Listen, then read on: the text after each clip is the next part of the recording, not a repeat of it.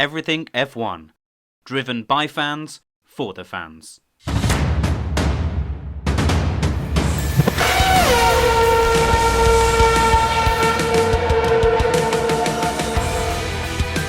F1 Podcast. This is the Everything F1 Podcast. Today we preview the Monaco Grand Prix, and we have a special guest, Edd Straw. Stay tuned.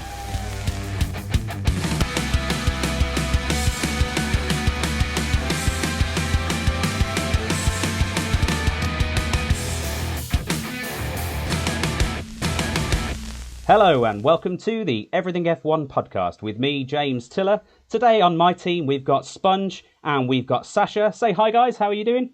Hey, good thanks, how's everyone? Yeah, I'm great, thank you very much. How about you, Spunge? Yeah, good, thank you, good, yeah. Good busy week? Oh yeah, very busy. Have you serviced any Ferraris this week? Oh yes. You've serviced some Ferraris this week. What about some Maseratis?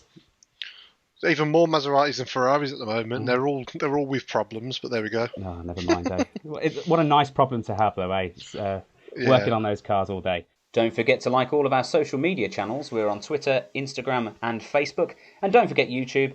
We're at JoinEF1. And, of course, our website, www.everythingf1.com. And I'd like to introduce you to our special guest for the week. We've got Edd Straw. You might know him as a journalist for The Race, for a few other magazines and newspapers. Hi, Edd. How are you doing? Yeah, I'm good, thanks. Yeah, thanks very much for having me on. Okay, so obviously I know who you are, and so do our team. But for the uninitiated out there, who exactly are you, and why are we so interested in having you on our show today?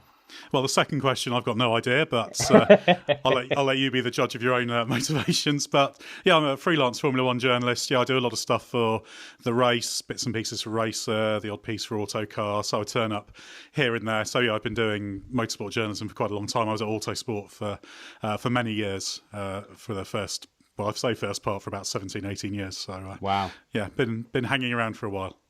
Yes, as I say, we all know we've seen your articles. Certainly floating around the place there.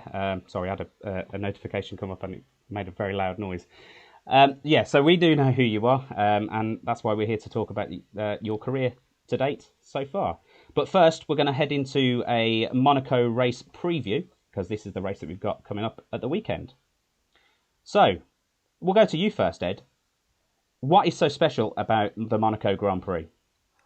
Well, I think it's just the fact it's so ridiculous. It was a fairly stupid idea when they started the race, but Formula One has outgrown it. Grand Prix racing has outgrown it more and more over time. So yes, it's a processional race, but as a one-off, it's just a unique driving challenge, which is just great to see. I wouldn't like there to be two of them on the calendar, but it's just a completely unique race. And although I'm personally not one for the off-track stuff and all the glitz and glamour and the yachts and that kind of thing, that's great for F1 and a lot of people like that. But I just love the driving challenge, and I'm very, very fortunate to be able to watch drivers in action up close there, sort of standing centimetres away behind barriers in probably slightly questionable places. So I just love it. Yeah, it sounds exciting. Sounds exciting as you say it like that.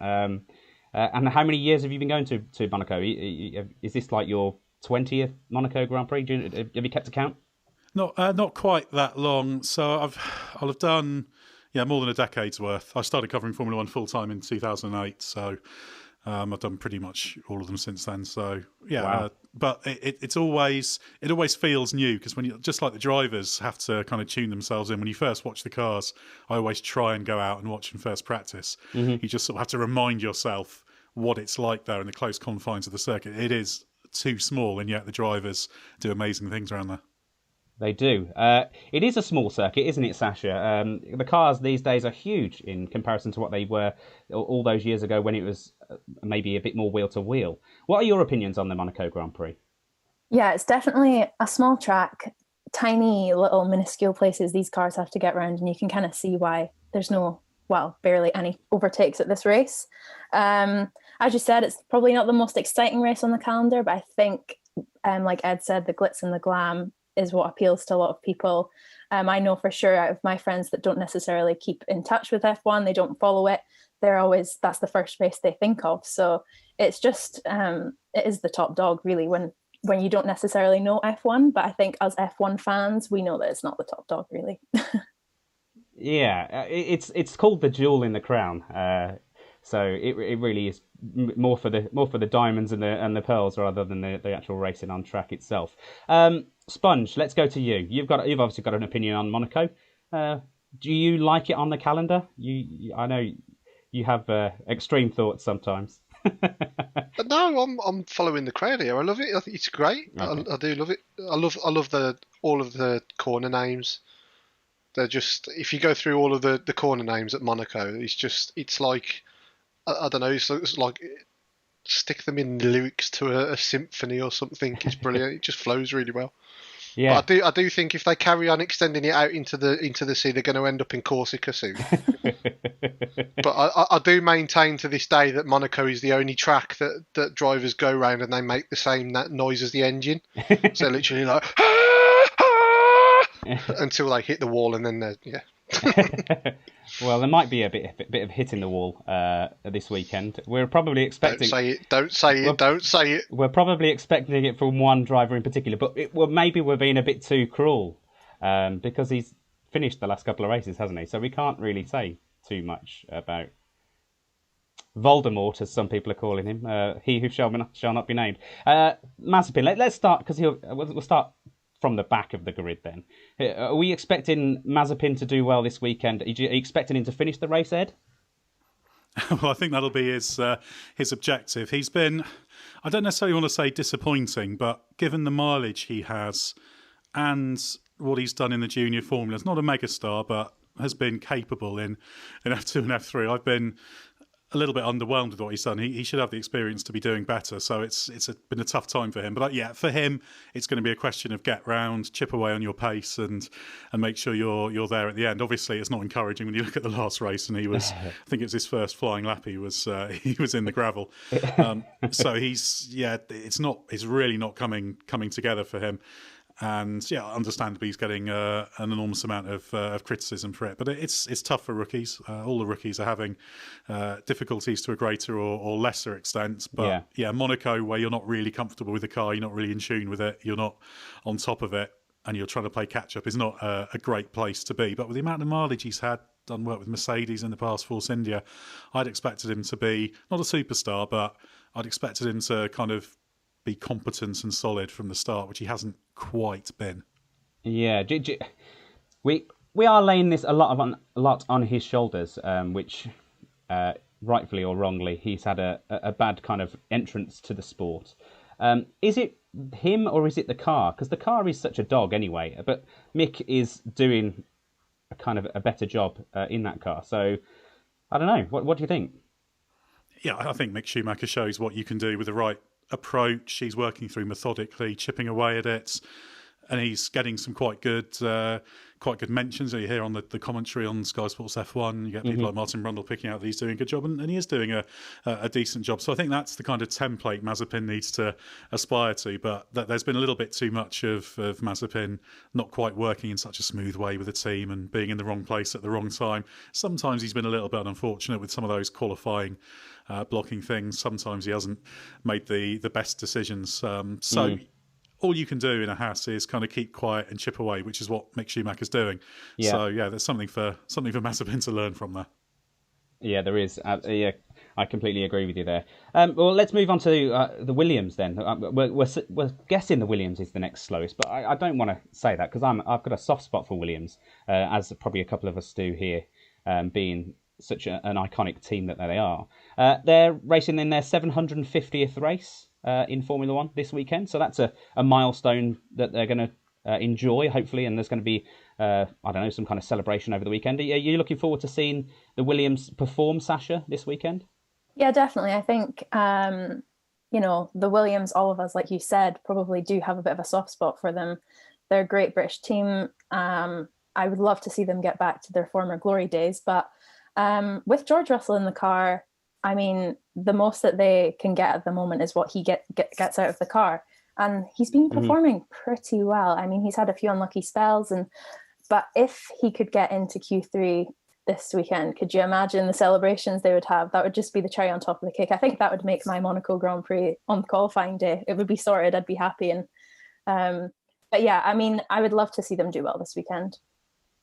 Yeah, and if he does qualify well, obviously it is very difficult to pass. Maybe will we see some points for the Williams team this weekend? How about you, Spunge? Are you hoping for a single point for George Russell or Latifi? I think if the points are going to come, it's going to be George Russell, and I think each weekend I keep kind of this sense of this is going to be the weekend. Mm-hmm.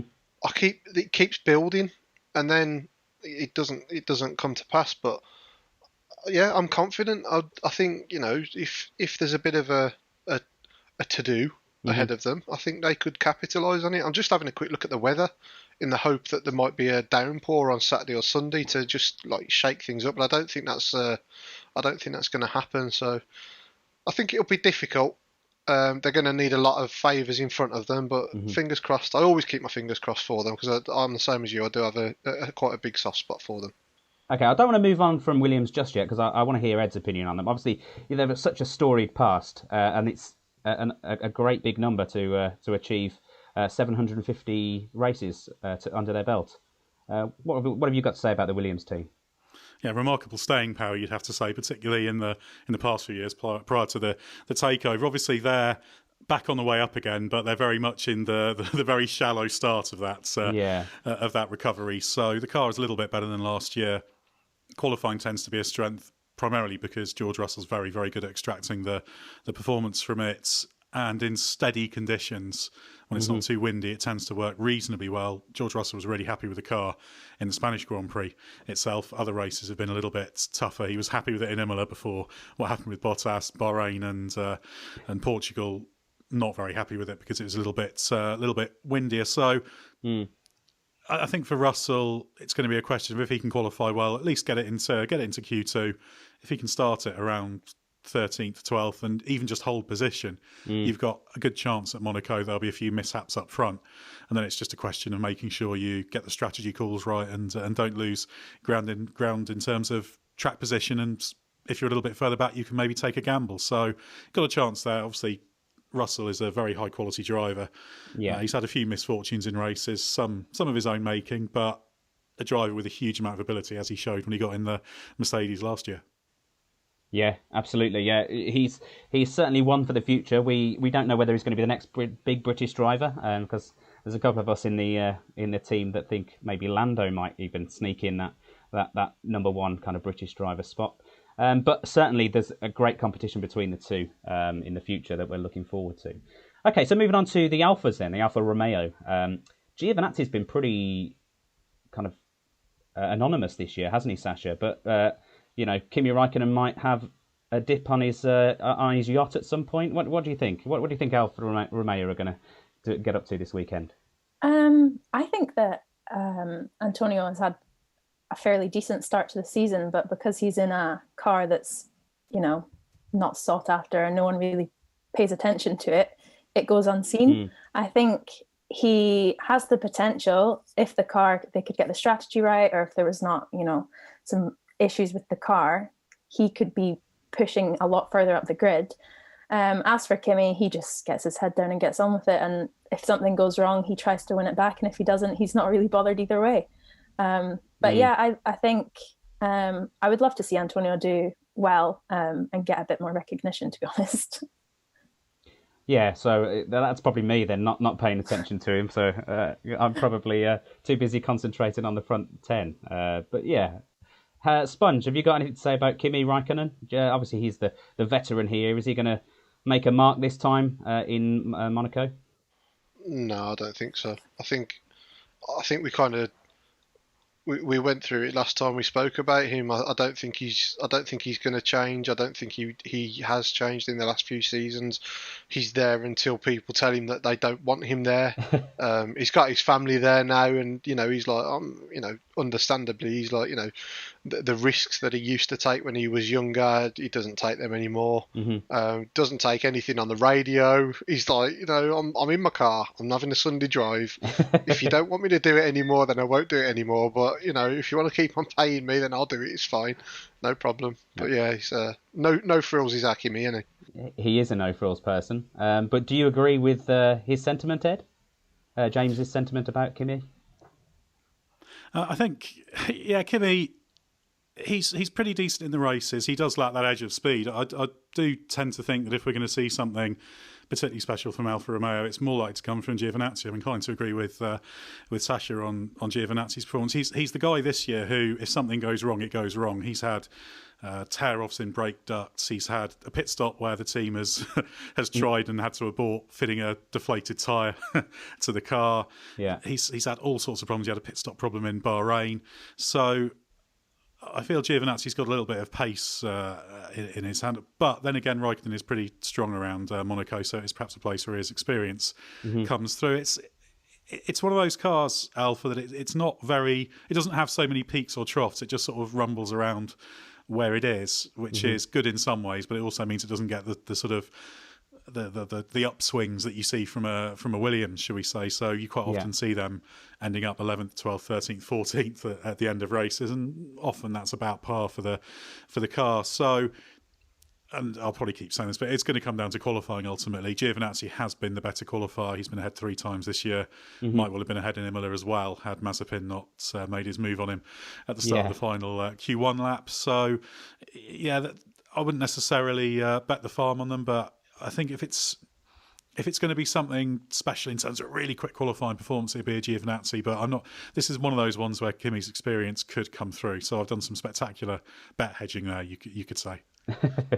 You have indeed. Okay, well, let's move on to the next team. It's difficult to kind of choose the next team. Is it Alpine or is it the AlphaTauri that's kind of next in the season at the moment? Let's go. I'm going to shout AlphaTauri. Yeah, okay, let's go for AlphaTauri then. Let's talk about AlphaTauri. I'll go to you, Spunge. What are your opinions on AlphaTauri's chance this weekend? I've not been very impressed with them, if I'm completely honest with you. I think they showed a lot of pre-season promise, and I mean, Crofty and Ted Kravitz are going on. They were like, these are going to be the best of the rest. There's a real good chance that these could nick third, and I've not really seen anything that kind of backs it up at the moment. I mean, they've got the driver in Gasly. Yeah. You know that for a fact. We've already seen that they've got the driver in Gasly, but with Tsunoda, I think he's trying a little bit too hard at the moment. I think he just needs to take a step back, listen to those around him, take a little bit of advice, basically do the opposite of what Mazepin's doing, and try and improve himself a little bit. He's done really well.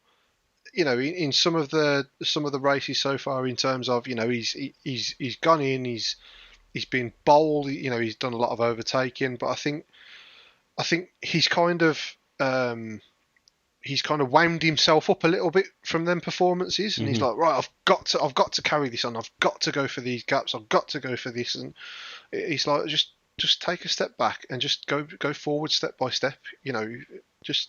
Listen to the advice, and you'll get there. But do you think he was a bit kind of obviously, the first race he did amazingly. Everyone was like, "Wow, he's so good." Yeah. Do you think he started to believe his hype too soon, and maybe he needs that kind of knockback a little bit? That's what I say. I think he's got a little bit too excited too soon. Don't get me wrong. He's a real talent. He just needs to take a bit of stock and just focus on the driving. Take the advice and work on his all-round driving. He doesn't have to be. He's trying to be a Gilles Villeneuve at the moment. He needs to be more like an Alan Prost. That's what he needs to do.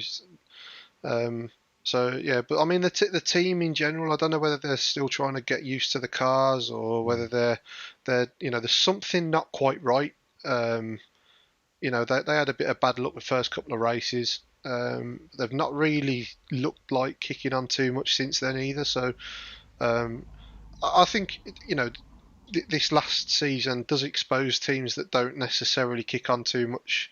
You can go from the midfield right up to the best of the rest in quite a short jump at the moment. Alpine are proving that they've got to get grips with their car quite quickly. They struggled in the first couple of races, but they're going from strength to strength.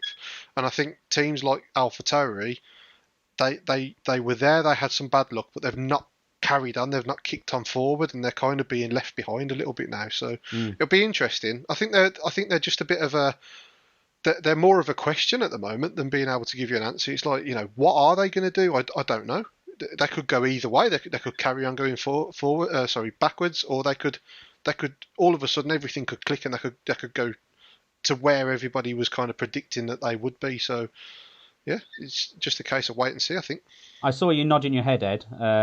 So you're in agreement with Spunge for a bit of that, or what do you think about the car? Yeah, well, the car looked really, really good early on, and it looked absolutely beautiful on track, really well poised and well balanced.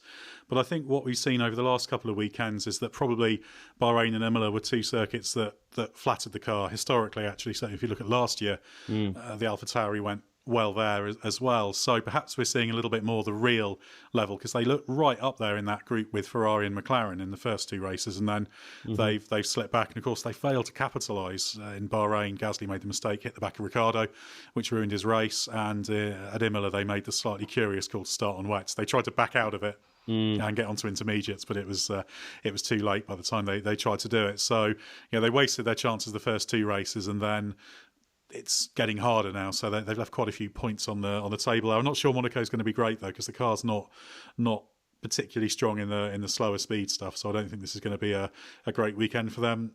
They need Gasly to pull something out of the bag in qualifying, which he's capable of. Yeah, but I don't think they're going to be troubling Ferrari at the front of the midfield. Alpine should be strong, McLaren. So it's going to be a big fight just to get a few points there. Yeah, you may be right. Let's go talk about Alpine then. I'll leave this one to you, Sasha. Alpine have been getting stronger as the season's been going on. Obviously, they started very slowly. The car wasn't kind of anything where Alonso wanted it to be, and Ocon obviously all had complaints about it. But it seems to be they've had a couple of races now where they've come out after the race and they've said, yeah, it's kind of going where I want it to go, and it's sticking around the corners a bit more. And what's your opinion on the Alpine team? For sure, I think at the start of the season, everyone thought, oh, this car's beautiful, let's see what it's got in it. And after watching it for about a lap, I was like, okay, I'm bored. Like, they're not doing anything special here. But definitely the last race weekend, seeing them on track battles and stuff was great. Yeah, I think that they've got a good pairing with Esteban Ocon and Fernando Alonso, as you guys have spoken about. Some drivers have more experience, obviously, going around Monaco. So hopefully, if the car can play, then Alonso could maybe pull something out of the bag.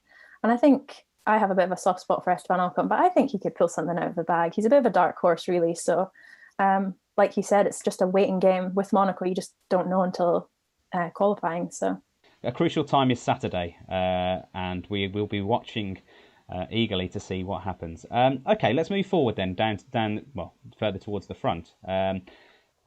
Is that Ferrari next, Spunge? Obviously, your dad's a massive Ferrari fan, so you give him a bit of grief about his supporting the Ferrari teams. Do you think they're going to do well in the Monaco Grand Prix this weekend? I think so. I mean, there's nothing to suggest why not. Really, they're there or thereabouts, aren't they? They've really made a good stride back towards the front. Yeah, I mean, I think Carlos is, he's fitted in really, really well into the car. He's pushing Leclerc quite clearly, but they seem to be working really well together. There doesn't seem to be much coming from Ferrari at all, though. Really, I mean, when we had Carlos and Lando, obviously, we had laugh a minute kind of thing. You hear quite a bit about most of the other drivers, but then when it comes to Ferrari, there kind of seems to be a bit of a wall up at the moment again. Binotto had been working towards getting a little bit more interaction with the fans and the community, but it just seems to be that they're just kind of like doing their own thing, and I think that's a good thing. I think Ferrari do need to just do their own thing. use your resources. You've got one of the biggest resources in the sport. Use your resources and use them properly. For once, please do something. Make the sport interesting again. You've got the money to do it. Now use it properly, please. If not for anyone else but your dad sitting next to you on race day. Yeah, because he seems to be getting a lot of jip from me lately. Silly red cars, but there we go. How about you, Ed? The red cars this year, they came out and they were much better than the last year. Are they going to advance? Are they going to perform well in Monaco this weekend? Yeah, they should do. I'd probably say if I was pushed to, they should be the best of the midfield cars. That's always a dangerous thing to say, particularly with McLaren there and Alpine pushing them as they've been in recent races. But the Ferrari has been the quickest car in qualifying in all 4 weekends so far of the midfield pack, excluding Mercedes and Red Bull. Of course, Sainz has had some good performances in Monaco in the past. Charles Leclerc actually it's never quite come together for him in Monaco. He's never scored a point there, so he'll be keen to put that right. So you feel like if everyone gets 100% out of their car, it looks like Ferrari should be in the best shape of the midfielders at Monaco, and that's where they need to be, because they were never going to be bothering the top 2 unless either of those 2 massively drop the ball. So it's probably the reason why they're being quite quiet. They're kind of doing okay, doing about what they need to do, but because they were so poor last year and that limited what they could expect to achieve this year, they're kind of getting up to an okay level. So really what matters is what's going on behind the scenes on the 22 car. But yeah, they'll want to pick up the odd podium here or there, and there's quite a good battle brewing for third in the constructors with McLaren. There is. And that actually reminds me, we completely missed, or I completely missed out, Aston Martin. Now, I don't know whether that was a kind of a Freudian slip that we missed them, because they've been pretty anonymous this season themselves. Sasha, Aston Martin, what's happening to them? Why aren't they up front where they're supposed to be? And is the high rake issue that they've got, or lack of high rake, I can't remember which way it is now, is that issue going to be a massive thing in such a track as Monaco this weekend? I mean, I'm just let down by them, to be honest. I think we were all kind of expecting them to come out and be like, wow, look at us. And it's just not there. I mean, I don't know. Obviously, I can't comment. I'm not in the team. I don't know what's going on behind the scenes, but it just doesn't seem to be kind of sticking. Like, nothing is kind of working for them. I don't know whether this is the rake issue or not, but I don't think at Monaco they're going to do anything special, to be honest with you. I think they'll probably, if they're lucky, be 13th, 14th, round about there. But that's my bets. I mean, I don't know. I guess, like you said, we'll wait and see. Yeah, absolutely. Ed, have you got any kind of inside information from Aston Martin? Lawrence Stroll is complaining, obviously, considerably about this rake thing. But Mercedes have just got on with it, and they've clearly found the pace. So is it all about the rake, or is there a fundamental flaw with that car? Well, it's never one single thing, but I think there's reasonable evidence to say that it has gone against the low rake cars. Mercedes lost a chunk, but obviously they had a chunk in hand, so that made it a little bit easier for them. But that happens. Rules change, performance sensitivities change. This can happen. So I think they'll be better off putting that, because they're not going to get the rules changed. And even if they did somehow get the rules changed, it'd be madness for them to redo their car when they need to be making their 22 car development work. So I think there just needs to be an acceptance that this is what it is. Keep chipping away, do what you can with it. It's very, very much a Q2 car, slipping into Q3 on a good day when a few others have problems, kind of level. And that's just their new reality. The positive thing is, because there's the rules reset next year, this can just be a one-off. And I think particularly Lawrence Stroll probably needs to accept that's the case and just let the team get on with doing what they're doing. There's always things you can do to make the car better, but at the same time, this is going to be a downforce track, so you'd expect the high rate cars should go well there, provided you've got a well balanced car that's working. It'll be a good little indicator of how good the feel of the car is for the drivers, because it is a confident circuit, and one where if you've got it well balanced, you can carry the speed through the corners. Flirt with disaster with the barriers. You can overachieve, but I don't think there's too much to be getting excited about them. It's going to be a it's going to be a long, hard season for that team. But on the positive side, it is just a one-off season, and that's the thing they need to focus on. Yes, they do. And as you say, next year's car, hopefully they'll be further up the field. They're certainly not where we were expecting them, and battling it out with the McLaren team like they were last year. But let's move on to McLaren then. Spunge, you're a McLaren fan like myself. So McLaren are sporting a very special livery this weekend, a livery that we haven't seen on a McLaren since it was in Le Mans in '97, where it came second. What do you think about that, Spunge? I think it's really nice. I'm actually quite disappointed that it's only going to be a one-off. I'm quite gutted about that. It's a beautiful livery, really, really nice. Yeah, it's one of them where when they bought Papaya back, I was like, that's it, right? Just keep it like that now. Do not change it. I'm happy with that. That's fine. And I was like, I really hope they never change. And now they've come with this Golf one. I'm like, right, okay, I want them to change now. I want them to use this like forever. Just never change from that. I just think, I think it's beautiful without actually having Golf all over it. Yeah. It's like they've got the Golf livery without the Golf, and it's like, I know that sounds daft, but it's just beautiful. Yeah. But yeah, I'd really, really like it. I just hope the performance this weekend does it justice. Yes. Which I'm a little bit shaky about, if I'm completely honest with you. Okay. I think this season, I think they've struggled for a little bit of pace in qualifying, and obviously we know qualifying is absolutely everything at Monaco. So I think it'll be a bit difficult. I really hope. I'm hoping for a podium, but I think that's stretching it a little bit too far. Okay. We'll see. I'm going to hold my neck out for a podium. Okay, Ed, did you get invited to the McLaren kind of secret press event that they had last week? Yeah, I was lucky enough to go along to that, so I did get to see the car up close. It does look great. I was just really pleased that it was the whole car and not just like some little a rear wing or just one little bit of the car.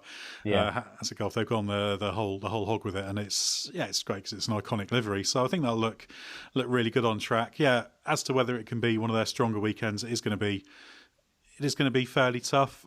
I think it's a good point. Their qualifying has been a little bit disappointing this year, but it's a strange one because it's just a series of different reasons that they've underachieved for. Obviously, Norris has generally been the spearhead so far this year. Ricciardo's improving, and actually, if you look at the way the Spanish Grand Prix weekend went, I think although Lando Norris was fundamentally a little quicker, I think if they'd both had straightforward qualifyings, the gap would have been pretty small. You might have seen Norris, say, a tenth ahead or so, rather than a big gap. So Ricciardo's getting there, former Monaco Grand Prix winner, of course. So yeah, they need to qualify strongly because they can't rely on doing what they've done in previous races and making up ground. It was a bit harder to do it in Spain, although Ricciardo got pretty much what he needed to out of it. The Ferrari was quicker in the Spanish Grand Prix in the race as well as qualifying, so they weren't going to be beating Charles Leclerc there. So yeah, I think a podium might be a big ask, but again, you never know at Monaco. Get yourself up there. If Ricciardo can do a Monaco special, or Norris, who's a very high quality driver, can pull something out of the bag, then you set yourself up to pick up the pieces if others falter. And if you can get ahead of a Red Bull or a Mercedes, then it's easier to stay there here than at any other circuit. Yes. Sasha, we've got two great drivers at McLaren. Obviously, as Ed has just said, Lando's is probably definitely outperforming Ricciardo at the moment. Although Ricciardo is kind of slowly getting to grips with the car. Have you got anything to add about the McLaren team and their chances over the weekend? I think that Ricciardo's definitely getting more used to the car. I don't think his confidence is quite there yet to push it around the circuit like he would have done with the Red Bull, for example. Lando, I think if everything goes right for him on quali day, he could be up there. But with the car, sometimes, I don't know if, like you said, qualifying doesn't really hit all the right sweet spots. So potentially they could do well, but I personally just don't think this weekend is going to be a podium for them. Sadly, guys. But I think with the way that the team works and how well Ricciardo's kind of settled in, it does definitely show that, McLaren are doing all the right things to get them as far up the grid as they can. So fingers crossed, but don't know. Fingers crossed, but you've got realistic expectations from their. I don't want to get my hopes up. Okay, that's fair enough.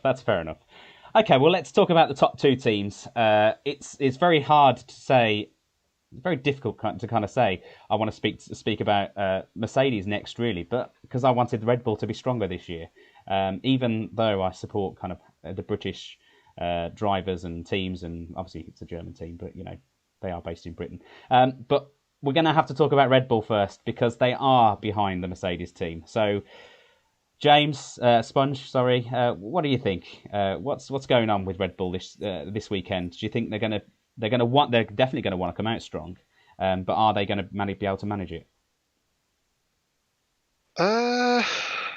Historically, they've not had the greatest of records at Monaco, have they, in terms of strategy calls and cocking pit stops up for Ricciardo and what have you? But I think especially with the last race and the way that Mercedes kind of duped them in the pit stops, they're going to be all out to try and come back at them this weekend. I think they're really going to be all out to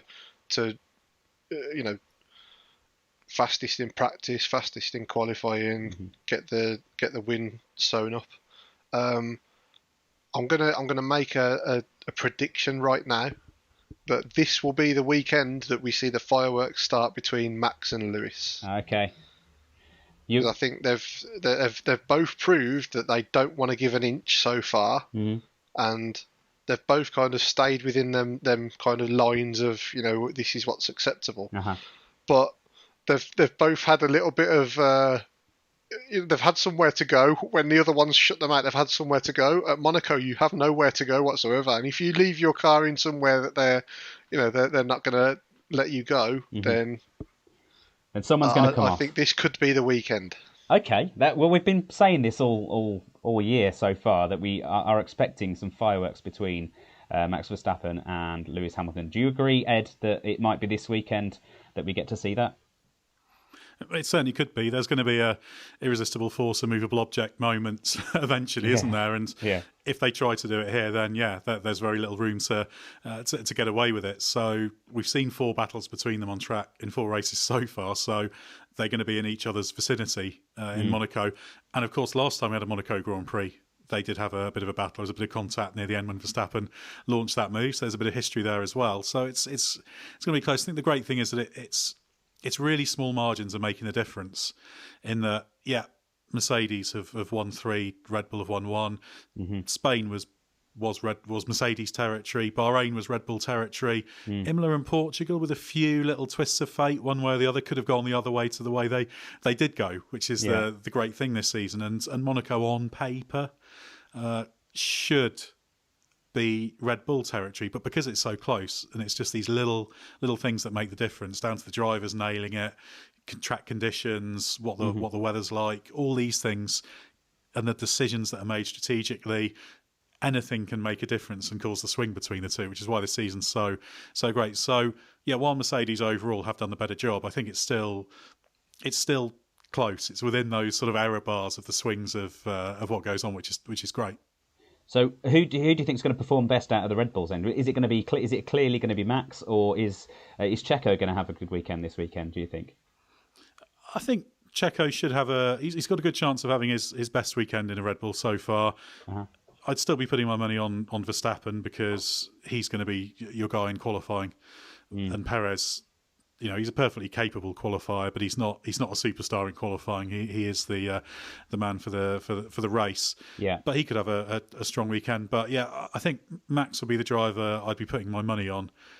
He wants a Monaco Grand Prix win, but of course he's had a shot at that in the past, and he messed it up with his crash in FP3 a few years ago. That's left it for Ricciardo to win. So again, you've got a driver who hasn't conquered Monaco, should we say? So.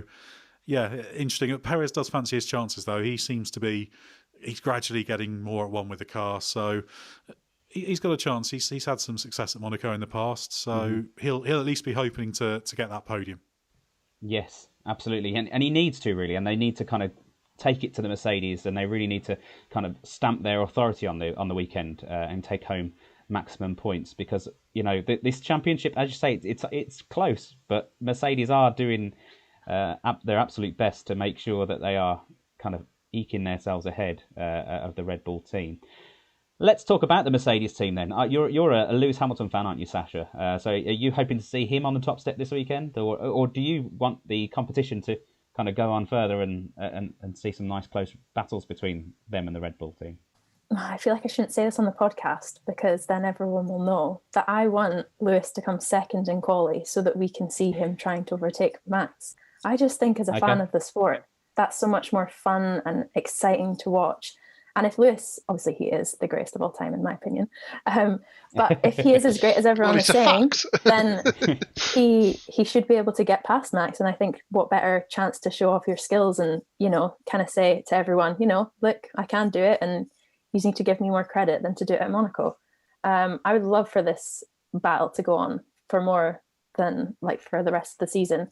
Last time we had this close a battle was with Vettel in 2017, I think. And that went on maybe until mid-season after the summer break. It just wasn't there anymore and Mercedes ran away with it. So I think the longer this battle can go on, the better. So as much as I love Lewis, I would love to see Max go for it this weekend.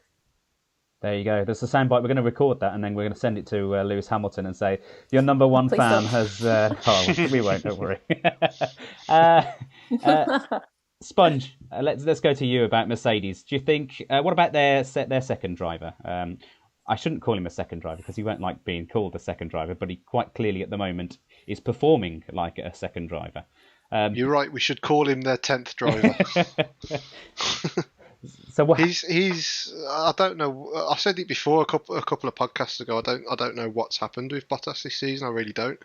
I think he was daft in what he did on the last race, trying to hold Lewis up. I really don't know where the pace that he did have. I don't know where it's gone. I don't know whether it's just completely knocked his confidence.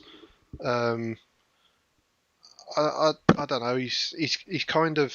I mean, if this was a Red Bull, he would be like, the media would be going crazy. It's like, how long has he got left? Whether that's rightly because he needs replacing, or whether that's just because the media are used to Mateschitz pulling the trigger, and I don't know. But I do think he really needs to up his game. He really does. Otherwise, he's not going to have any hope of extending that contract, and they are going to be looking elsewhere, I think, because he's not backing Lewis up at the end of the day. He's not, if he's getting in Lewis's way and they're going for race wins, I think that's when you start putting yourself in a bit of a sticky position then, really. Yeah, I didn't see Lewis Hamilton complaining that he got held up, though, to be fair. So he didn't need to. He won the race, didn't he? Exactly. But the fact of the matter is, he still held him up. And it's like, if that happens too many times, and then it does start costing them points, or it starts costing them race wins, then it's all brewing now. That's what I'm saying. It might not have mattered right now, but it'll be there in Lewis's mind. Obviously, it's there in Bottas's mind. Toto will be going, Christ, what's going to happen next time? So. Will it end up with another little bit of a Nico problem kind of thing, or I don't know. But I think he really needs to pull his socks up. I think is the message. Really, he's got to start. He's got to start getting forward and performing. I mean, again though, we've said this before. Does this not just show you how good Lewis Hamilton is? Well, it does. If Bottas can't keep up in the best car on the grid, then Lewis is out there on his own. Does it not show you just how good Lewis is?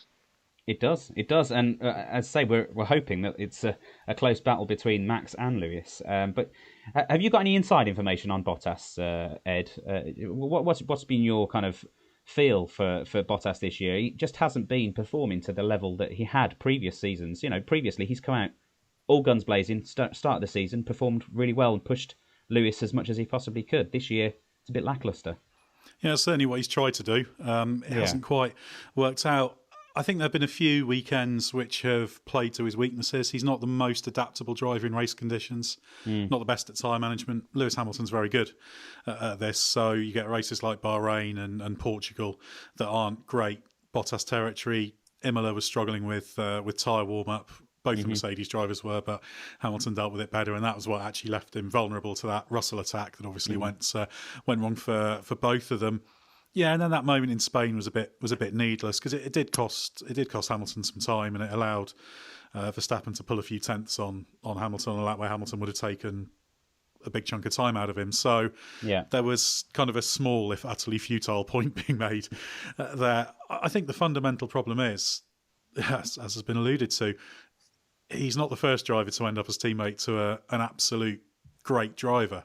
Yeah. And very, very good drivers can be made to look very ordinary by these drivers. That there's not that many of them around, but if you're up against a Hamilton or a Senna or a Schumacher, or, the list goes on, you are going to struggle.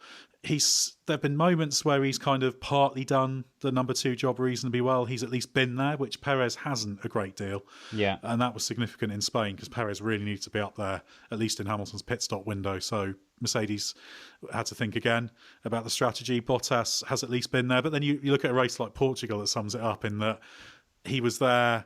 And yes, he caused a few problems for Verstappen, but ultimately he didn't beat him. So it's kind of you've done half the job, but not the other half there. Ultimately, there's a general feeling that there's a very good chance he will get replaced because they want to put Russell in the car. And I think if Hamilton was going to go on forever, they'd probably be happy with Bottas alongside him. I'm sure he would be. Yeah, exactly, because they do work well, and Bottas has supported him in pretty well, but obviously they need to be thinking about the future. They've got George Russell on their books, so it's kind of the point where you have to put him into the car, really. We've predicted a straight swap with Williams. Do you think that's likely? Do you think Bottas will go back? It's not impossible because Bottas, provided he wants to keep going, you never know. He might just say, "Well, I've tried. I've had the top drive.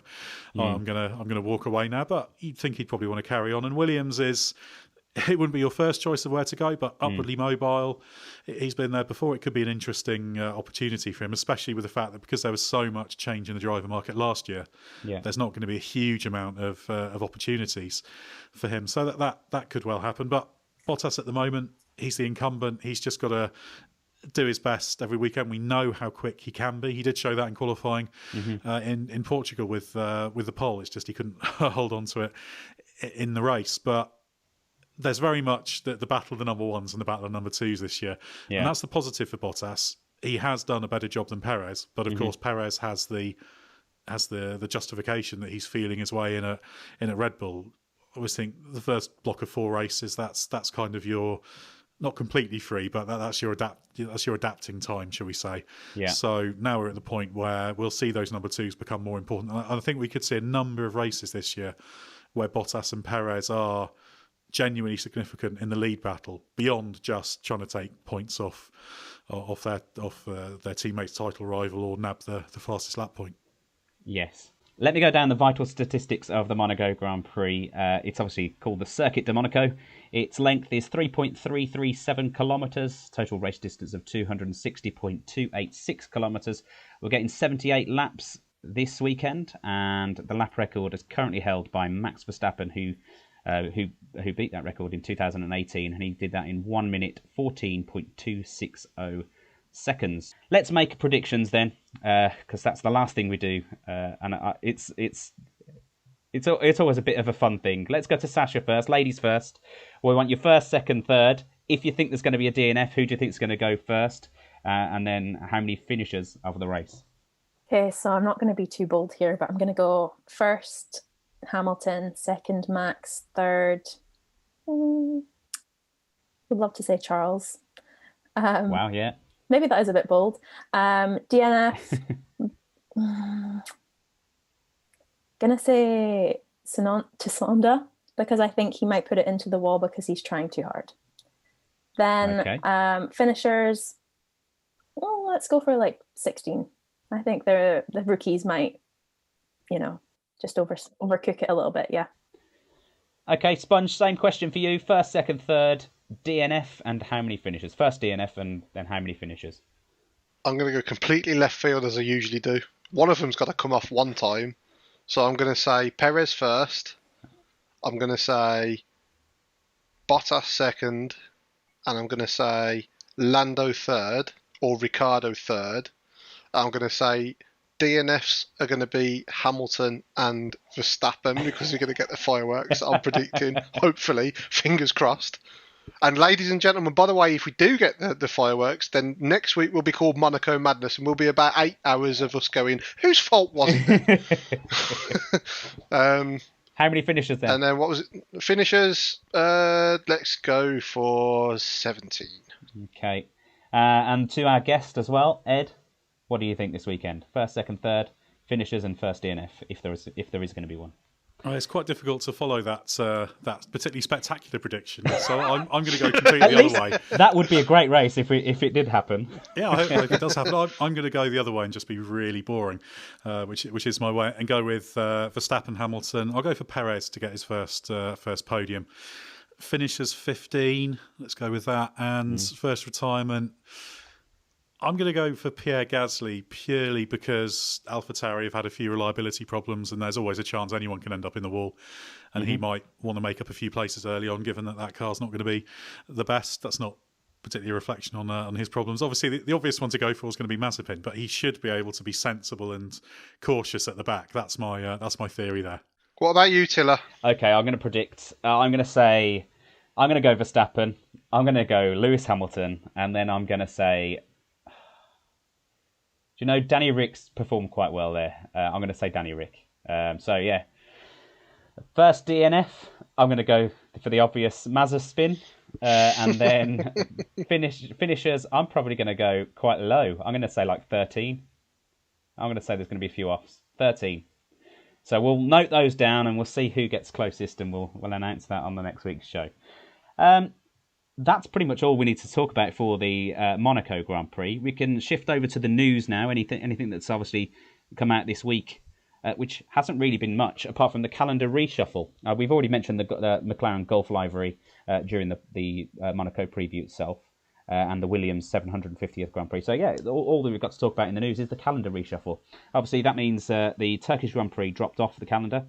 That means, and the French Grand Prix moved forward a week, and then Austria is having a double header. So we're getting a Styrian Grand Prix and an Austrian Grand Prix. What were your first thoughts when you heard about that, Ed? Was that what you were hoping for, or were you maybe hoping for a Mugello track to be inputted into the replacement track circuit? It would be nice to see Mugello back, and I think they've got quite a few circuits in reserve because there's plenty of other Grand Prix that could fall off the calendar, so they're having to be quite flexible. I quite like a double header at the Red Bull Ring because it's a fun circuit. Things happen there, and I also quite like having two races back to back because it shows. A bit like what I was talking about earlier with those small differences, in that particularly you look at Silverstone, we had slightly different weather conditions, and we had a few teams take a slightly different setup approach, and we actually had two quite different races at Silverstone, which actually shows you can take the same cars, same drivers, put them on the same track, and actually get a very different outcome, which I think is quite a nice little example, which you don't normally get of how much happens on a weekend that influence the end result. It's always very tempting. So you look at what happens at the end and work backwards and think, well, that was always written. It was going to be that way. And it's quite a good reminder that it's not. But yeah, tracks like Mugello and Nürburgring are still hanging around. It's a shame for Turkey because it was good to go back there last year. I love Turkey. Yeah, a great one to go to. Not a particular surprise. I think as soon as it went onto the red list for the UK, it was going to be a problem. So a good, elegant solution. They're making sure they're getting the races in, and obviously there's travel problems in terms of getting from one track to another. So they decided that the Red Bull Ring doubleheader is a good contingency, and I think it's a great track to do it at. I was a bit disappointed that they didn't put one of the sprint races in there, because obviously you've got 2 weekends there. It would have been a really good way of actually checking it against each other, having one weekend your standard qualifying format and the race, then have your sprint qualifying race on the next weekend to really see if it does affect the race and the kind of the results and the spectacle of it all. Do you not think would that be a good thing for them to introduce? Or obviously it's maybe it's silly us talking it because they're not going to actually do it now. But what are your thoughts on that, Ed? Yeah, it would have been a great and logical idea because it would have been a perfect case study because you could try it. In the end, it's partly down to practicality in that there was a lot of horse trading going on about what money they could spend for these sprint races, for contingency, for crashes, obviously the financial regulations, the cost cap influencing it. And I think it was just felt to be a little bit too complicated to make it all work, which is a bit of a shame because one's due to be held at Interlagos later this year. It's hard to see the Brazilian Grand Prix at Interlagos happening, unfortunately, because I'm a big fan of the Brazilian Grand Prix, and I do like. I know some of my colleagues aren't a big fan of Brazil, but I do like going to Brazil. So yeah, it just seemed like a very good idea that just couldn't happen for various fairly dull reasons. Yeah, but it would have been a really interesting back-to-back, because I was saying, you can then compare one weekend to the other, see what the impact is, and it would have differentiated the two weekends as well. Yes, absolutely. That was my thoughts, and that was my slight disappointment on hearing the news. How about you, Sasha? Were you happy to see the Red Bull Ring twice on the calendar this year now? Yeah, I think so. I think it's a good track. I'm surprised you guys weren't more excited being McLaren fans, because it suited you last year. So who knows? Scenario 7. We're happy with it. We're happy with it, but just disappointed at Turkey dropping off. That's all. Yeah, but no, I think it. It's a great racetrack. But yeah, it's a bit. Sometimes when there's back-to-back races at the same place, like we had last year, it's not as fun. It's not as exciting the next time. But you never know; things can crop up, and just got to wait and see what happens. That's pretty much all the news. Unless, was there any news that kind of popped up in your that you've seen? The only other thing was the Lando comment. Oh yes, the Lando comment. It seemed a little bit out of character, but it seems to be kind of doing the rounds a little bit now. So I don't know whether it's a little bit more than just a rumor or something that someone's made up, but it really seemed a little bit out of character for Lando, to be honest. So, Lando was asked if he had any sympathy for Daniel Ricciardo's difficulties earlier in the season. He said, and this is a quote, I would say no. I don't want to be mean, but I don't have sympathy. At the end of the day, it was his decision to come to McLaren. It's the decision of any driver to go to a different team, and it's up to him to do a good job. It's as simple as that. It's up to him. It's not up to me to help him or for me to make him feel better. It's his job. He will get there eventually, but I don't have sympathy for someone if they are struggling or finding it tough. That's just the way it is in life sometimes, and I'm sure other drivers are having the same thing. It does sound a bit harsh, doesn't it? But, they're drivers. I don't think Daniel Ricciardo wants sympathy from Lando, does he? Ed, have you heard this quote?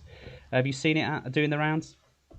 I hadn't actually, funnily enough. I think it's one of those ones. I think sometimes people say things that don't come across quite in the cold light of day in words, in quite the way they intend it. Shall we say?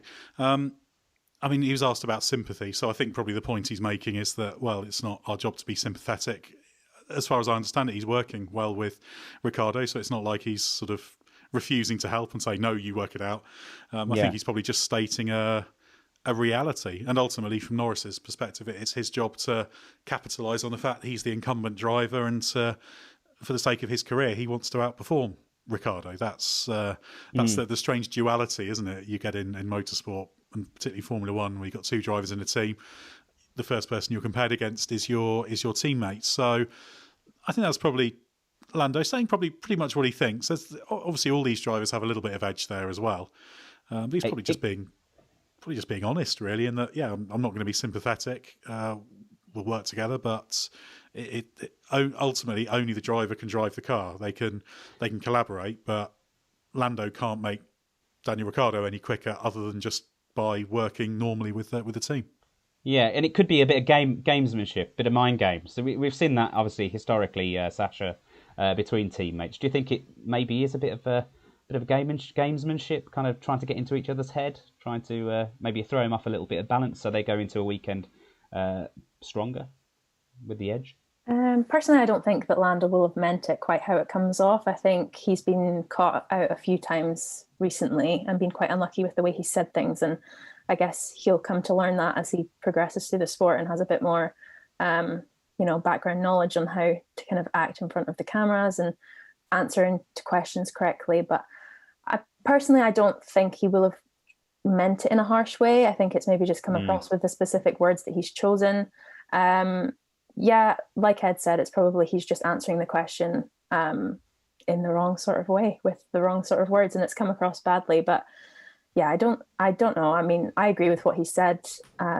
He's not there to kind of help someone along. He's there to compete against him. So in the long run, I think, yeah.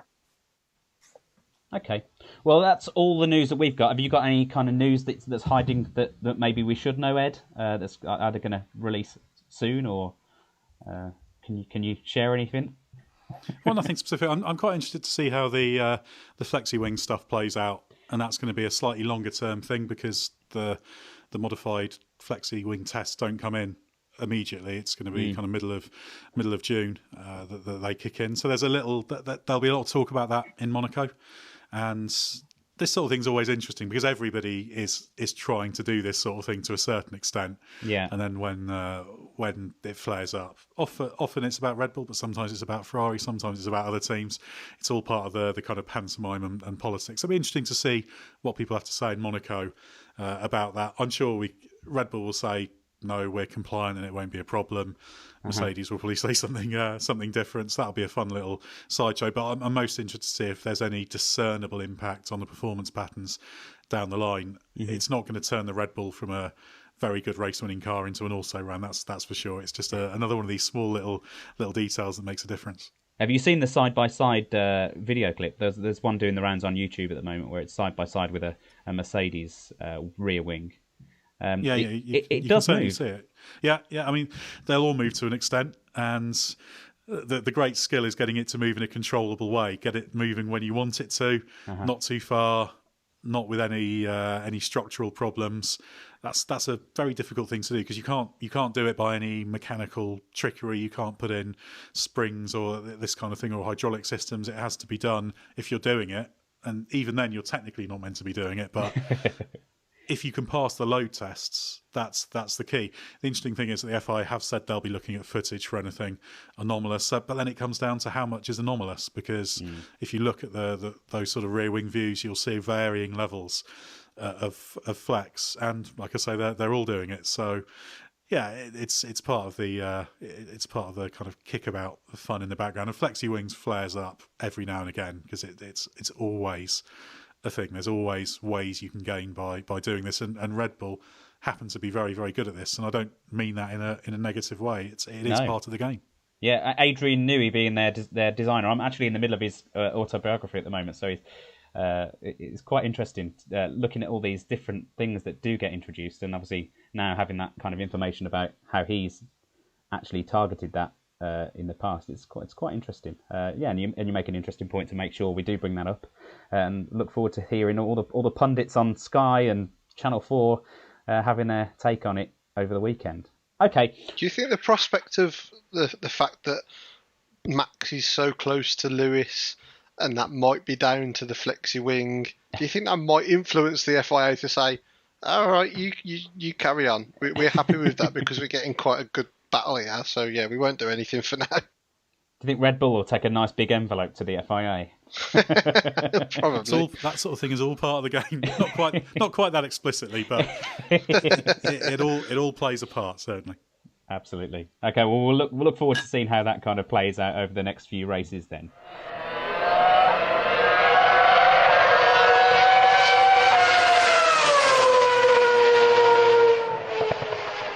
Let's go to our interview of our special guest, who is Edd Straw.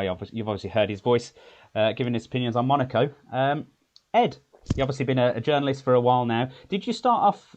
well, you did do some racing at some point. Was it the journalism that led to racing, or did you do racing first and then go to journalism from that? It's very much journalism first. I was very much just an overweight amateur driver. That was which I did as a bit of a sideline for fun. There was never any sort of career aspirations, shall we say? The aspiration was always to be the journalist, but I enjoyed doing some club racing on the side when I could make it work. Obviously, once I started covering Formula One, it got a little bit harder because of the time demands and everything. So unfortunately, not so much recently. I'd like to go back to it someday, but yeah, that was always sort of. Just a little bit of fun as a sideline, which was interesting to do and enjoyable. Did it help you kind of put yourself in the mind frame of the drivers, and did it mean you kind of approach journalism in a different way?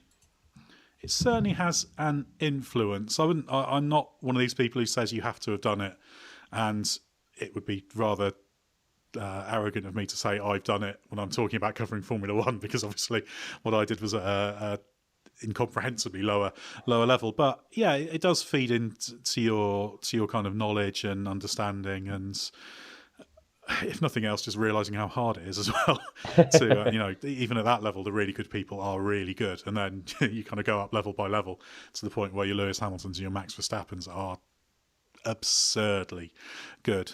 So yeah, I think it's influenced my outlook, and quite a few journalists have done bits and pieces, but yeah, everyone's got their own little special background, I guess, and area that they've done. But yeah, I like to think it's helped, and it's helped sort of craft an interest in the kind of driving styles and that kind of thing, because obviously I spent quite a lot of time trying to understand how to make myself slightly less slow than I was, with mixed success. So that gives you kind of a very basic grounding in the art of driving, shall we say. So maybe that makes it easier to, well, I don't think you need that to appreciate it, but it just gives you a slightly different perspective. But everyone's got a different perspective, and that's the good thing with different voices, I guess, in journalism. Everyone has a different view and a different kind of background to lean on.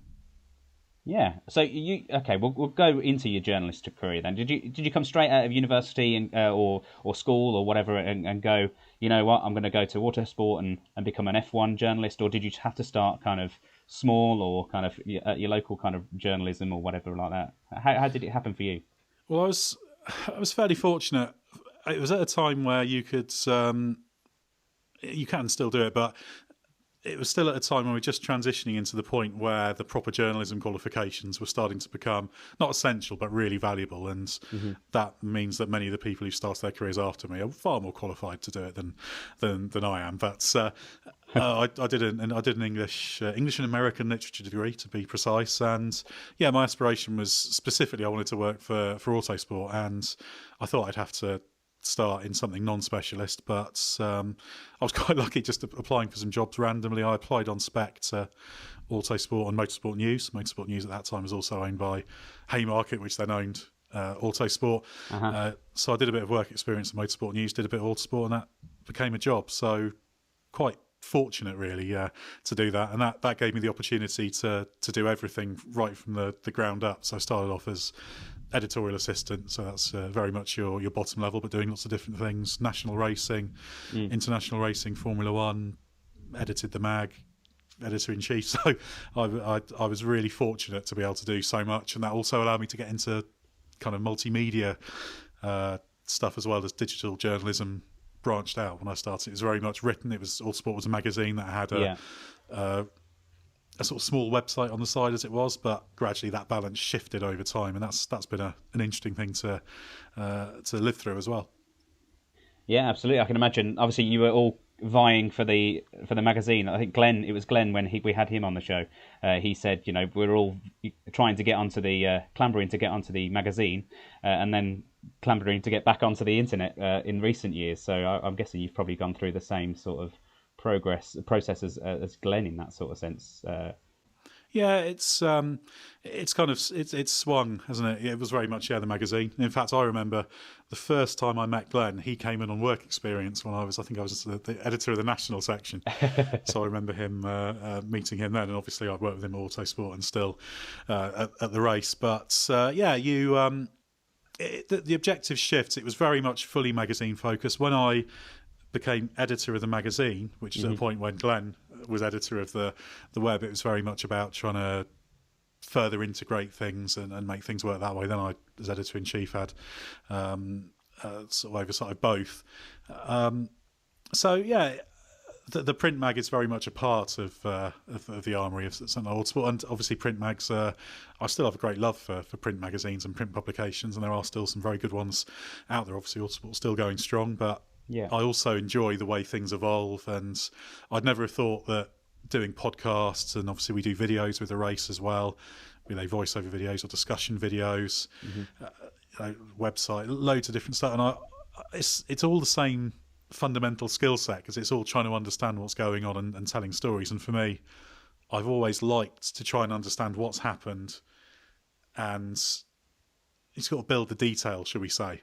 So that's kind of sort of even more the sort of my sort of first love in it beyond, say, the news side. There's some excellent news journalists covering F1 as well, but I really love just understanding what's gone on and what makes these drivers so good. Why did that race pan out that way? What are the handling characteristics of this car? That's what's appealed to me. And having so many different ways to tell those stories is actually a really positive thing, because if it's a online or website story, you can take as much space as you need within reason, although you should never take more space than you need, because that can be really dull. I'm probably doing that with my little speech at this moment. No, you're not at all. But there's a way to tell every story, and there's also a platform to suit every kind of taste in terms of absorbing it. So it's come a long way from people dashing out to buy a print magazine every Thursday, and it's had some negative points, but overall I think it is for the better. You talked about your podcasts. Obviously, we're doing a podcast now, but you've got these great kind of series going on at the race at the moment, haven't you? Where you obviously preview all the races. Is that something you always wanted to do, or is it something kind of was thrust on you by the race, and you've just enjoyed taking it on? No, I've always liked. Well, I say I've always liked podcasts. When podcasts became a thing, we're only really talking a decade ago that they really starting to build in popularity, maybe a little bit more than that. So, I mean, I've always liked radio, but podcasts is an extension of that. So I listen to a lot of podcasts.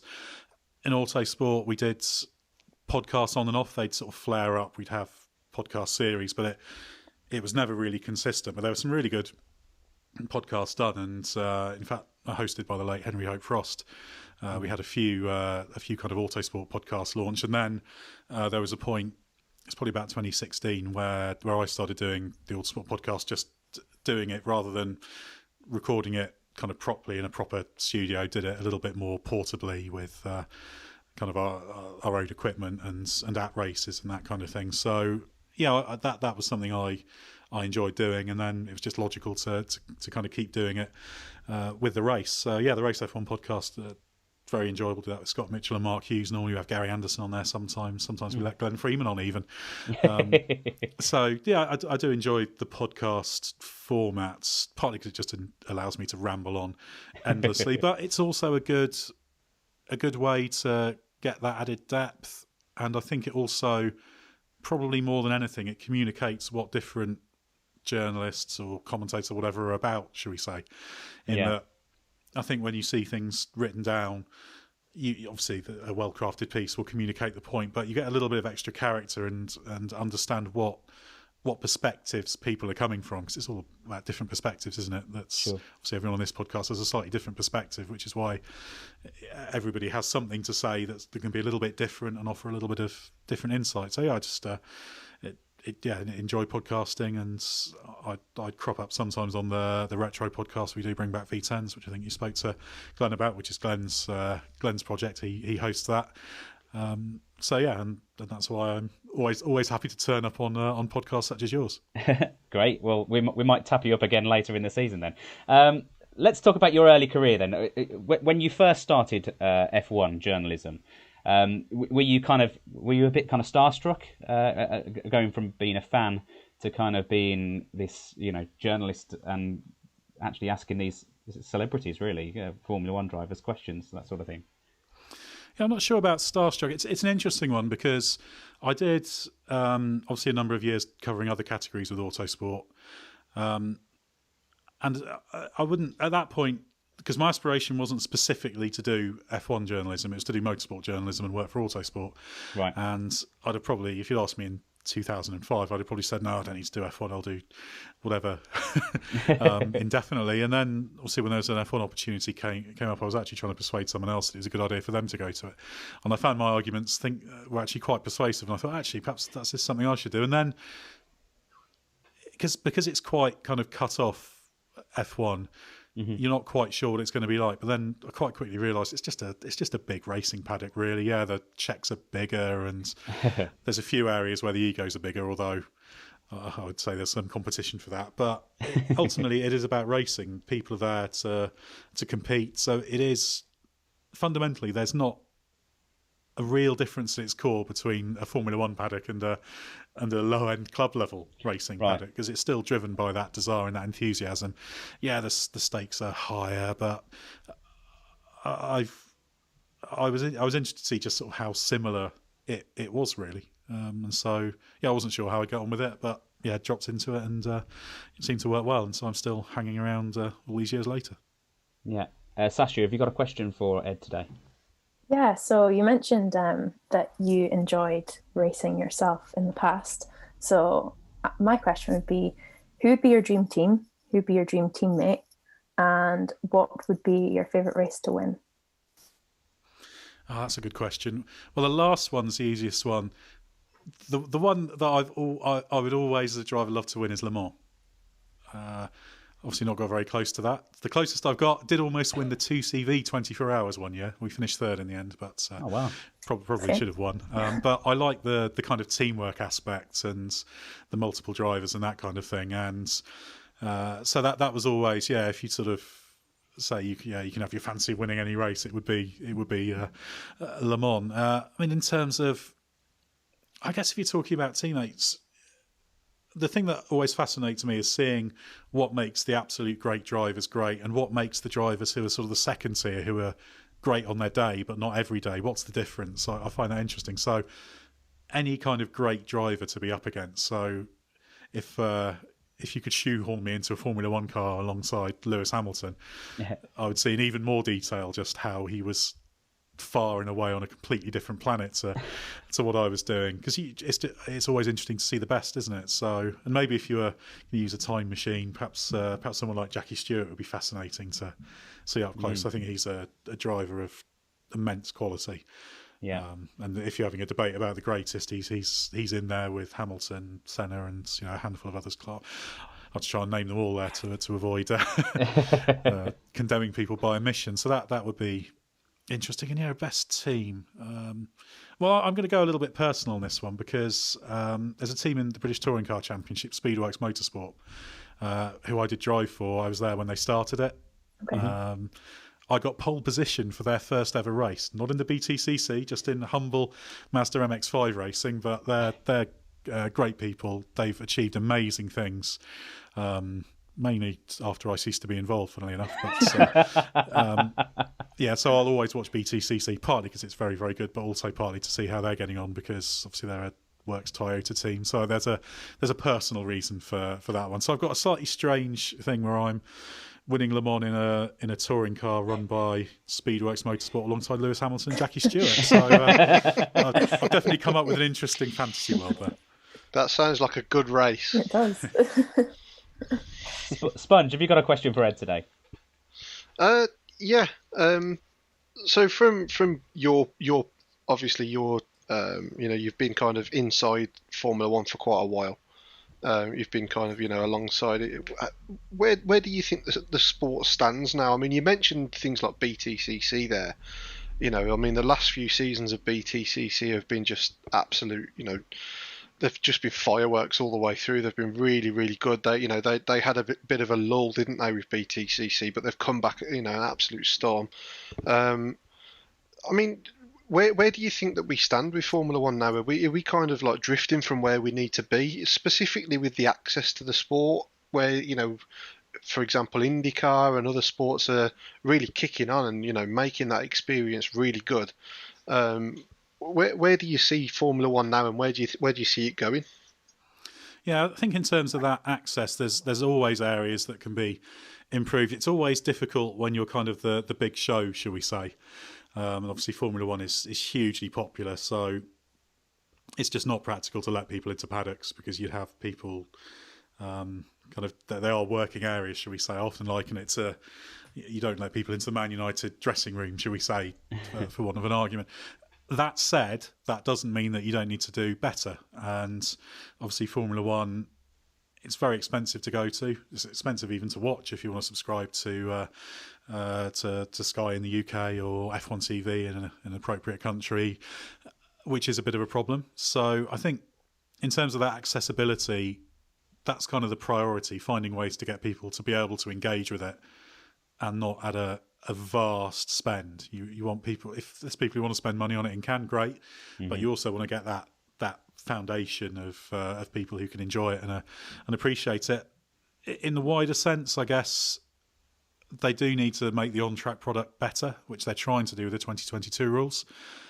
I think F1's still going to be enormously popular because, BTCC, Formula E is another one, great to watch, but they don't have that sort of same status. It's the same thing of, a football match. Chertsey Town might have a spectacular game on a weekend, but people are going to be more interested in what was happening in a Manchester City game or Liverpool game or whatever. So there's that element as well. So I think it's good to see there's good levels of engagement as well and drawing fans in through social media, that kind of thing. McLaren and Zach Brown said that the reaction to the original Gulf partnership announcement last year was what directly led to the Gulf livery, because they saw fans liked it. They liked the idea. Obviously, there'll be part of them thinking this will also be great promotion, not just for Gulf, but also for the other partners on the car, who are very clear to see. So there's a certain amount of self-serving cynicism there as well. But it's good when there's that kind of thing. And obviously, McLaren do things with their fan base as well, which is positive. And I think also just trying to find ways to make the viewing experience better, both on television, because I think, I talked earlier about how spectacular Monaco is, and I'm very privileged because I can go and stand trackside and see it. I don't always think that the TV coverage captures that. I'm not a TV coverage specialist. Obviously, it's very easy to say it could be done better, but I think there are ways that it can be improved to make it more immediate for people, and also for people at the track to make it more enjoyable to be there and to watch, of course, once people in large numbers can get back into tracks. So Formula One's in quite good shape, but it just needs to make sure that it's still offering what people want to see, and then finding ways in practical terms to get people to engage and to understand what the drivers are about and not be held so far at arm's length. Just because you can't have thousands of people flooding the paddock doesn't mean that you've got any excuse for not trying to do things. And they do try and do those sorts of things in the coverage, don't they? I mean, they get Ted walking down at the notebook at the end, kind of going down the paddock and poking his head into the different garages and looking at tyres and all this. So they are trying to kind of do more things on the broadcast side of things. So yeah, I can see what you're saying. They're doing what they can, but there's always room for more. In terms of your career, have you ever kind of interviewed, say, one of your idols in the sport, whether it be Formula One or one of the other sports that you've had a memorable interview with for the positive? Yeah, well, I was a Damon Hill fan in my younger days, as a teenager. So, and actually, quite early in my career, I got the chance to interview Damon Hill. He drove on a Minardi two-seater day at Donington Park. This would have been in 2002. It was the test where Brian Herter drove the Minardi, the regular car, as well, funnily enough. And there were all sorts of random celebrities there, like Chris Eubank was there and Carol Vorderman and people like that. But yeah, I got the chance to interview Damon Hill quite early on, and obviously had the chance to deal with Damon over the years. He's a very interesting and insightful kind of character. Actually, he's a very they sort of say, I guess that you sort of don't still have them as active heroes, but it's sort of there in the back of your mind, and it's always good that when you run into these people and find that they're not terrible people or idiots or whatever, I mean, and Hill's an interesting and sort of insightful person. So that was probably quite early on. I got it out of the way, shall we say, and it's been downhill since then. But it's always a privilege just to understand more about how these people think. And how they evolve, and I've been able to see that with Lewis Hamilton, seeing that with Max Verstappen now. So there's no sort of driver I favour, but I love seeing drivers get the most from themselves to kind of live up to that potential, whether their potential is as a world champion or just being kind of a good midfielder. So it's always a joy to have the chance to have that insight and understanding. Okay, then. So a controversial one now, or one that might put you on the spot. Have you ever put your foot in it and said the wrong thing in an interview, or made somebody upset somebody on the the interview play when you're interviewing them? don't know about upset. I do believe if there's something very negative that a driver has to address, I've never been a big fan of sort of dancing around it. Okay. So I've had a few sort of pull the band-aid moments off, and it's just, well, that went wrong, didn't it? Should we say? I can always remember one where there was a few years ago there was a story going around about Uruguayan athletes using a currency exchange scheme for various private investments, which they shouldn't have done, and people were speculating incorrectly that Pastor Maldonado was involved. I remember going to his session. He had a media session on Thursday. A few people there, and I thought, well, I'm just going to pile straight in on it and just ask him about it. And it's basically you're asking, are you a crook? But he knows what's coming. Everyone knows. So you kind of, you don't do it accusingly, but you sort of ask the question. So I can't remember specifically any moments of fury. I probably just missed them. But at the same time, I do believe if you've got to ask a direct question, if you want to understand something, you've got to be willing to do that. And sometimes I've had debates with drivers about whether they were in the wrong. I've had a few debates with Sebastian, not in a nasty way. Sebastian Vettel, really good person to deal with. I've got a lot of time for him. We have a bit of a disagreement about who was at fault for the 2017 Singapore start crash.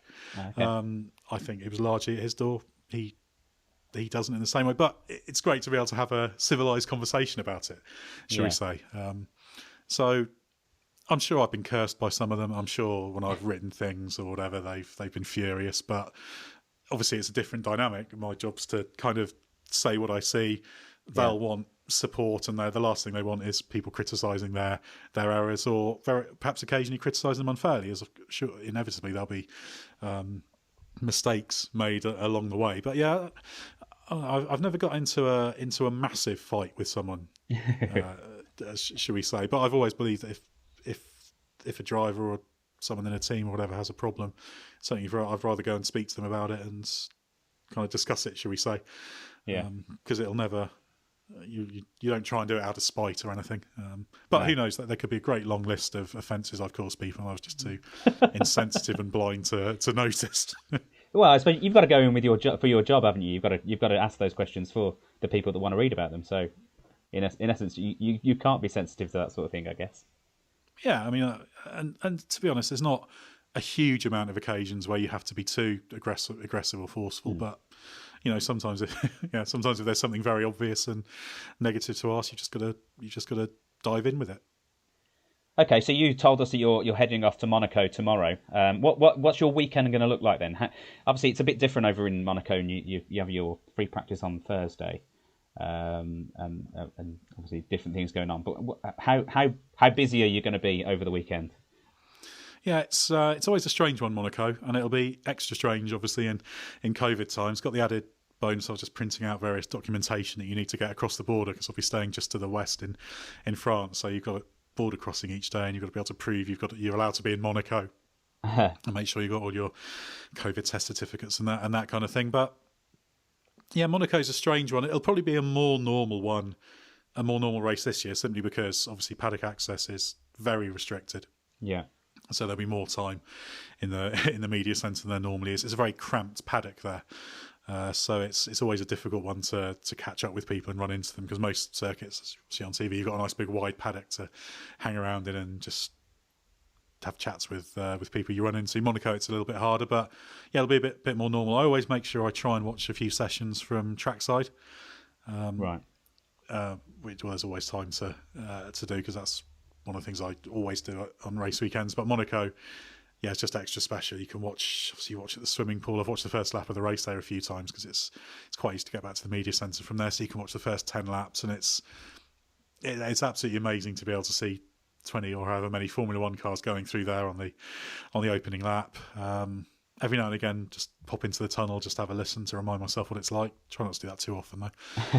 But it's just a wonderful and improbable circuit, and it's the place where I guess just feel so most privileged, I guess, to be able to watch things. But other than that, it's a relatively normal weekend, just with that slightly curious Friday off in the way, which is obviously it's not off because you're still working, but yeah, it sort of stretches out the weekend curiously. But it's Obviously, it's going to be devoid of celebrities, so there'll be fewer celebrities getting in the way when you're trying to get from place to place.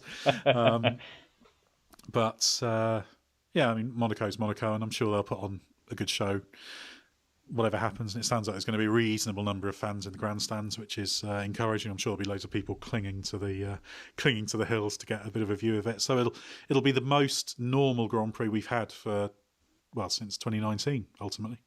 Yeah, it'll be nice to see that kind of fan kind of engagement in terms of, even on balconies and stuff like that. There'll be plenty of people there, won't there, to watch it. I think Monaco is probably one of the only places that you can't limit people going, because there are so many different ways that they can watch it. So there was never going to be any restrictions there. Sasha, have you got another question for Ed? Yeah, so you've been in the sport and around the sport for a number of years. Is there anything that you wish you had seen, or that you've maybe missed out on, that you hope to maybe see or experience in the future?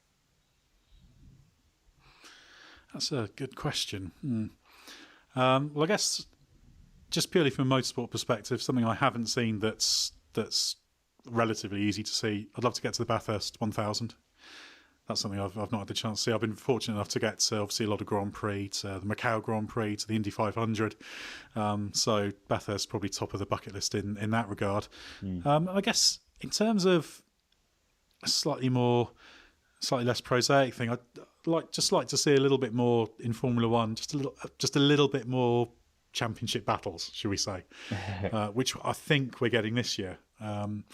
It takes a hell of a lot to win a world championship, so I'm not one of those people who thinks that if you win a championship ostensibly easily, that it's not been hard won, because it takes a hell of a lot. You only need to look at what Valtteri Bottas has been doing to see how well Lewis Hamilton has been doing, even in the years when it's looking easy. But yeah, I'd like to see cover a few more of those. I've been lucky to see the Hamilton Massa title fight in 2008 and the finale. 2012 was another great year. The 2010 finale, when 4 drivers went in with a chance, but you kind of want to see that every year, should we say? Yeah. So that's. But I'm not alone in that. I imagine pretty much every fan would sign up for that as well. So I'm not sure that's a particularly interesting answer, but that's what I'd like to see happen a bit more. Yeah, I agree with you on that one. Spunge? Oh yeah, Spunge. Have you got another question for Ed? Yeah. So in terms of, we've spoken about your favourite interview. If there was one person that you could interview that you've never had chance, who would it be? Oh, that's a very good idea. That's a very good one. That doesn't have to be driver, by the way. It could be anybody. Yeah.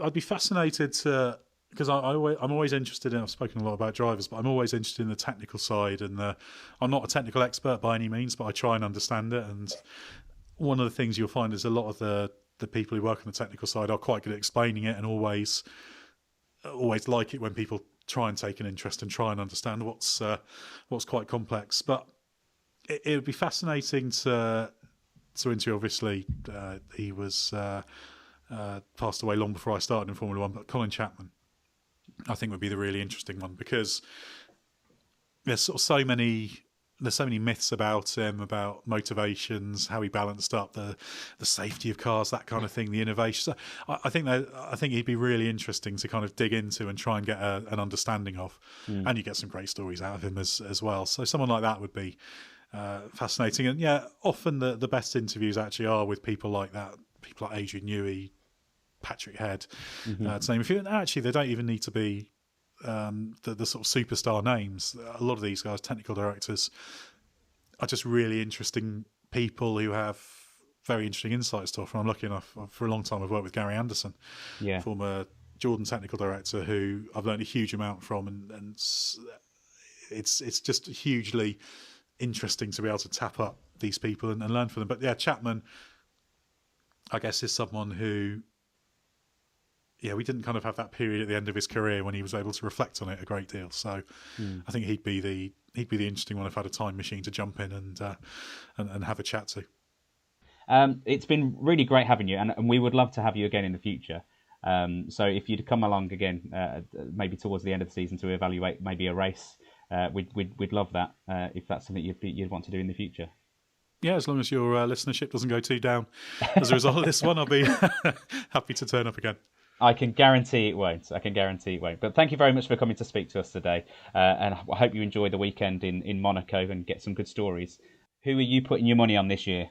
If you've got 5 of your English pounds, who would you bet would win the championship? Would it be Max Verstappen or would it be Lewis Hamilton? I think at the moment it has to be Lewis Hamilton. Not purely on what's happened so far, but just he's got the experience, he's got the team. They've been there, done that. That's worth a lot in a situation like this, and he's raised his game so far, or at least he's risen to meet every challenge that Verstappen has thrown at him. I guess the Imola moment aside, it's been a very strong season. So whatever happens, he's going to take some beating. Verstappen is a fantastic driver. I've no doubt he'll be world champion in the future. Yeah, I'm sure he'll be world champion many times over. But yeah, if it stays similar with things relatively close between Mercedes and Red Bull, I'll go for Hamilton. But I'm hoping whatever happens, it just goes down to the wire, and I'm not too bothered about who wins as long as it's interesting and as long as it's close. Absolutely, we've said that ourselves many a time. But that's it. That's all we need to ask you today. Then thank you very much for coming on to our podcast today. We've really enjoyed having your company and having your insight into obviously Monaco itself, and of course your career in journalism.